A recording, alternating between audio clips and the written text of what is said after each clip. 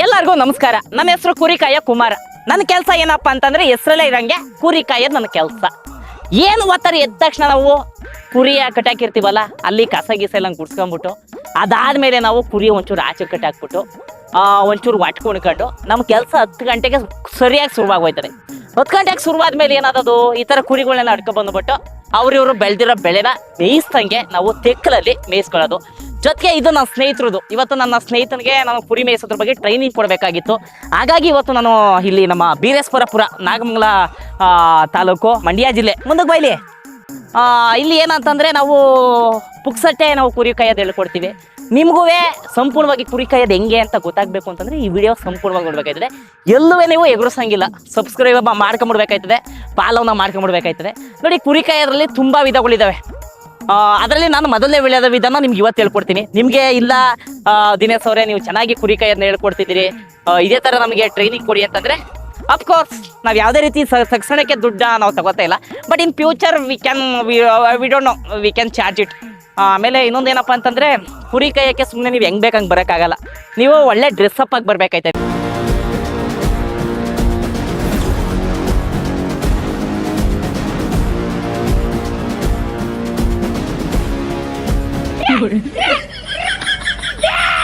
ಕುರಿ ಮೇಯ್ಸಕ್ ಬಂದೆ. ನೋಡಿ, ನಾನು ಇವತ್ತು ಒಳ್ಳೆ ಟ್ರಾನ್ಸಾಕ್ಷನ್ ಆಗಿ ಬಂದಿದ್ದೀನಿ. ಸೊ ನಾವ್ ಏನಂತಂದ್ರೆ ನೋಡಿ, ಇದು ಟವಲ್ ಇರ್ತದಲ್ಲ, ಈ ಟವಲ್ ನಿಮಗೆ ತುಂಬಾ ರೀತಿಲಿ ಇದಾಯ್ತದೆ. ಕುರಿಯ ಮೇಯ್ಸಕ್ ಬಿಟ್ಟಿರ್ತಿದ್ರಿ, ಅವಾಗ ಏನ್ ಮಾಡ್ಬೇಕು ನೀವು, ಫೋನ್ ಇದ್ರೇನ ಯೂಸ್ ಮಾಡ್ಕೊತಿದ್ರಿ. ಆದ್ರೆ ಕೆಲವ್ರ ಹತ್ರ ಫೋನ್ ಇರಲ್ಲ. ಅವಾಗ ಏನಾಯ್ತದೆ, ಅವಾಗ ಏನಾಗಲ್ಲ. ಅವಾಗ ಏನ್ ಮಾಡ್ಬೇಕು ಅಂತಂದ್ರೆ ಈ ಟವಲ್ ಹಾಸ್ಕೊಳ್ಳೋದೇ ನೆಲಕ್ಕೆ. ಹೆಂಗೆ ಬತ್ರೆ ಇದು ನೋಡಿ, ನೋಡಿ ಇದು ಟವಲ್. ಇದನ್ನ ಹಿಂಗ ಹಾಸ್ಕೋಬೇಕು. ಈಗ ಗಾಳಿ ಪಡೆದ ಈ ಕಡೆ ಬೀಸ್ತದೆ, ಈ ಗಾಳಿ ಪಡೆದ ಈ ಕಡೆ ಬೀಸುವಾಗ ಹಿಂಗ ಹಿಂಗ ಆಡ್ತದೆ ಪಟ. ಇದು ಪಟ ತರ ಆಡ್ಸ್ಬೋದು ನೀವು. ಅದಾದ್ಮೇಲೆ ಏನ್ ಮಾಡ್ಬೋದು, ಹಿಂಗೆ ಇಲ್ಲೇ ಇದೇನ್ ಹಾಳು ಬಸ್ತಿದ್ದು, ಹಿಂಗೆ ಹಿಂಗ್ ಮಾಡ್ಕೊಂಡು ಇದೇನ್ ಹಾಳು ಬಸ್ತಿದ್ ಹಿಂಗ ಆಗೋಯ್ತಲ್ಲ, ಈಗ ಆಡ್ಕೊಂಡು ಈಗ ಬದಿಕೋಬಹುದು.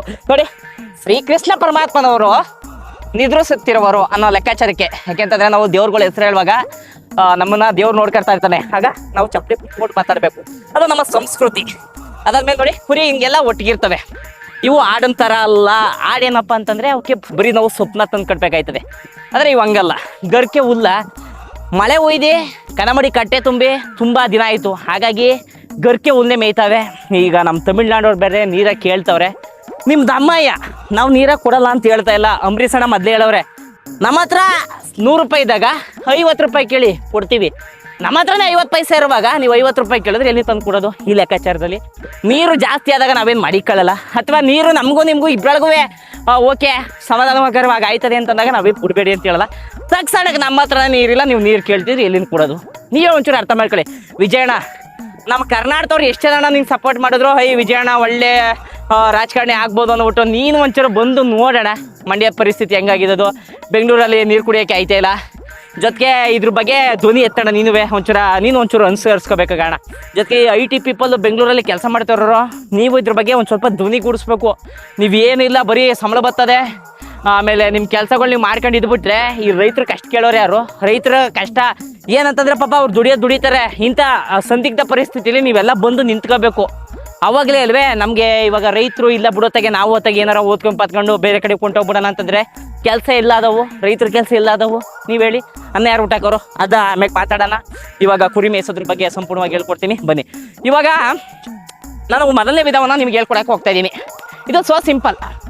ಇಲ್ಲಿ ಹೆಂಗೆ ಅಂತಂದ್ರೆ ನೀವು ಒಬ್ಬರೇ ಹೋಗ್ಬೋದು ಕುರಿ ಮೇಯ್ಸಕ್ಕೆ, ಅಥವಾ ಇನ್ನೊಬ್ರು ಜೊತೆಲಿ ಹೋಗ್ಬೋದು ನೀವು, ಅಥವಾ ಒಂದು 3-4 ಜನ ಜೊತೆಲಿ ಕೂಡ ಹೋಗ್ಬೋದು. ಆದ್ರೆ ನಾವಿವತ್ತು ಒಬ್ಬರೇ ಬಂದಿದೀವಿ. ಅಯ್ಯೋ ಬಾರ ಮುಂದಕ್ಕೆ ಹಾಳು ಬಸ್ತಿದೆ, ಇದಕ್ಕೆ ನಾವು ಬಂದಿರೋದು. ಬಾರ ಮುಂದಕ್ಕೆ ಹಂಗೆ ಅಯ್ಯೋ ಗಿಡ ಎಲ್ಲ ತೋರಿಸ್ತದಲ್ಲಿ ಹಾಳು ಬಸ್ತಿದ್ಕೆ ಏನು ಬಂದಿದೆ ಏನೋ ಗೊತ್ತಾಯ್ತಲ್ಲ. ನೋಡಿ, ಕುರಿಗಳು ತುಂಬಾ ಚೆನ್ನಾಗಿ ಮೇಯ್ತಾ ಇದಾವೆ. ಏನಕ್ಕೆ ಮೇಯ್ತಾ ಇದಾವೆ ಅಂತಂದ್ರೆ ಓಕೆ ಹೊಟ್ಟೆಸ್ತಿರ್ತದೆ. ಇವಾಗ ನಿಮ್ಗೆ ಏನಂತಂದ್ರೆ ಇವಾಗ ನಿಮ್ಗೆ ಹೊಟ್ಟೆಸ್ತಿರ್ತದೆ. ಯಾಕೆಂದ್ರೆ ನೀವು ಕೆಲಸ ಮಾಡಿರ್ತಿದ್ದೀರಿ, ನೀವು ಗೇದೆ ಇರ್ತಿದ್ದೀರಿ, ಪಾಪ ನಿಮ್ಗೆ ಹೊಟ್ಟೆ ಎಷ್ಟಿದೆ, ನೀವು ಊಟ ಕೇಳ್ತಿದ್ದೀರಿ. ಆದ್ರೆ ಇವು ಏನು ಕೆಲಸ ಮಾಡಲ್ಲ, ಆದ್ರೂ ಹೊಟ್ಟೆಗೆ ಊಟ ಕೇಳ್ತವೆ.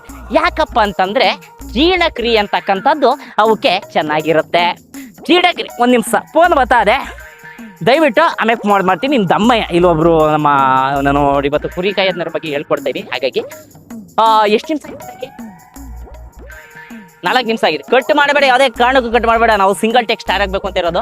ನೋಡಿ ಈ ಒಂದು ಕುರಿ ಮೇಯಿಸೋದ್ರಲ್ಲಿ ನೀವು ಈಗ ಕುರಿ ಮೇಯ್ಸಕ್ ಬಂದಿರ್ತೀರಿ, ಊಟಕ್ಕೆ ವ್ಯವಸ್ಥೆ ಹೆಂಗ್ ಮಾಡ್ಕೊಳ್ಳೋದು? ಊಟಕ್ಕೆ ಹೆಂಗೆ ಅಂತಂದ್ರೆ ಇಲ್ಲಿ ಯಾರ ತೆಂಗಿನ ಸಸಿ ಈಗೇನ ಊಟ ನೀವು ತಂದಿಲ್ಲ, ಆಕ್ಚುಲಿ ನೀವು ತರಬೇಕು. ಒಂದು ಬುತ್ತಿಲಿ ಅಥವಾ ಒಂದು ಬ್ಯಾಗು, ಈಗ ಟಿಫನ್ ಕ್ಯಾರಿ ಮಾಡ್ತೀರ ಆ ಥರ ಟಿಫನ್ ಕ್ಯಾರಿ ಮಾಡ್ಕೊಂಡು ಬರ್ಬೋದು. ಇಫ್ ಇನ್ ಕೇಸ್ ನೀವು ತಂದಿಲ್ಲ ಅಂದಾಗ ಏನಾಗುತ್ತೆ, ಇವಾಗ ಯಾರ ತೆಂಗಿನ ಗಿಡ ಹಾಕಿರ್ತಾರೆ, ಕಟ್ ಮಾಡ್ಕೊಳ್ಳಿ, ಎಣ್ಣೆ ಕುಡ್ಕೊಳ್ಳಿ, ಗೊತ್ತಾಗ್ದಂಗೆ ಮಾಡ್ಕೋಬೇಕು. ಈಗ ಬೇರೆಯವ್ರು ಆದ್ರೆ ನೀವೇನಾರು ಕದ್ಬಿಟ್ರೆ ಕಳ್ತನಕ್ಕೆ ಸಿಗಾಯ್ಕತ್ತಿದ್ರಿ, ನಿಮಗೆ ಕಂಪ್ಲೇಂಟ್ ಆಯ್ತವೆ, ಅವ್ರು ಯಾವುದೇ ಕಾರಣಕ್ಕೂ ಬಿಡಲ್ಲ. ಆದರೆ ರೈತರು ಒಳ್ಳೆ ಮನ್ಸವರು, ಏನೋ ಕುಡ್ಕೊಂಡು ಹಾಳು ಬಿದ್ದೋದೆ ಅಂತ ಬಿಡ್ತಾರೆ. ಆದರೆ ನೀವು ಡೈಲಿ ಮಾಡೋಕ್ಕಾಗಲ್ಲ, ಯಾವಾಗಾರ ಒಂದು ವಾರಕ್ಕೋ 15 ದಿವಸಕ್ಕೋ ಒಂದ್ಸಲ ಮಾಡ್ಕೋಬೋದು. ಆ ಲೆಕ್ಕಾಚಾರಕ್ಕೆ ಹೋದೆ. ಇವೇನು ಬೇರೆದೇನು ಮೇಯ್ತಿ ಅಲ್ಲ, ನೀನೇನು ತಲೆ ಕೆಡ್ಸ್ಕೋಬೇಡ. ನಾನೇನು ಹೇಳ್ತೀನಿ, ಬ್ಲ್ಯಾಕ್ ಬರ್ತಾ ಇದ್ದೀನಿ, ವೈಟ್ ಬರ್ತಾ ಇದ್ದೀನ. ಹಾಂ, ವೈಟು ಏನು ಹಾಳು ಬಸ್ತಿದ್ದು, ಮಾತಾಡೋದಕ್ಕೆ ಏನೋ ಇದಾಯ್ದಂಗೆ ಆಡ್ತದೆ. ನಮ್ಮ ಹುಡುಗ ಕ್ಯಾಮ್ರಾಮೇನು ನಮ್ಮ ಮಲ್ಲೇಶ್ ಅಂತ, ನನ್ನ ಸ್ನೇಹಿತನ ತಮ್ಮ, ನನಗೂ ಸ್ನೇಹಿತನೇ. ಇವಾಗ ನಮ್ಮದು ಹೆಂಗೆ ಅಂತಂದರೆ ಬ್ರೋ, ಮಲ್ಲಿಕಾರ್ಜುನ್ ಅವರು ಹೊಲ್ತವಿದ್ದಾರೆ ಬ್ರೋ ಅನ್ನೋದಕ್ಕೆ ಶುರುವಾಗಿ ಇವತ್ತು ಯಾವ ಲೆಕ್ಕಾಚಾರಕ್ಕೆ ಬಂದದೆ ಅಂತಂದರೆ, ಏಳ ದಿವಸ ಇನ್ನೂ ಬೇರೆ ಬೇರೆ ಪದಗಳು ಬರ್ತವೆ, ಆ ಲೆಕ್ಕಾಚಾರಕ್ಕೆ ಬಂದು ಮಾತಾಡ್ತಾನೆ. ಅದೆಲ್ಲ ಇರಲಿ, ಅದೆಲ್ಲ ಬೇರೆ ದಿವಸ ಮಾತಾಡೋಣ. ಇವತ್ತು ನಾವು ಕುರಿ ಕಾಯೋದ್ರ ಬಗ್ಗೆ ಮಾತಾಡ್ತಾ ಇದೀವಿ. ಬನ್ನಿ, ಕುರಿ ಕಾಯೋದು ಹೆಂಗೆ ಅಂತ ಹೇಳ್ಕೊಟ್ಟನು. ಈ ಥರ ವಿಡಿಯೋಗಳನ್ನ ನಿಮ್ಗೆ ಯಾರೂ ಮಾಡಲ್ಲ, ಕುರಿ ಕಾಯೋದ್ರ ಬಗ್ಗೆ ಯಾರೂ ನಿಮ್ಗೆ ಹೇಳ್ಕೊಡಲ್ಲ. ನಾನು ಹೇಳ್ಕೊಡ್ತಾ ಇದ್ದೀನಿ ಅಂತ ನನಗೆ ಗೊತ್ತು ಅಂತ ತಿಳ್ಕೋಬೇಕು. ಈ ವಿಚಾರದಲ್ಲಿ ನೋಡಿ, ಇಲ್ಲಿ ಹೆಣ್ಗುರಿ ಗಂಡುಗುರಿ ಅಂತ ಇರುತ್ತೆ.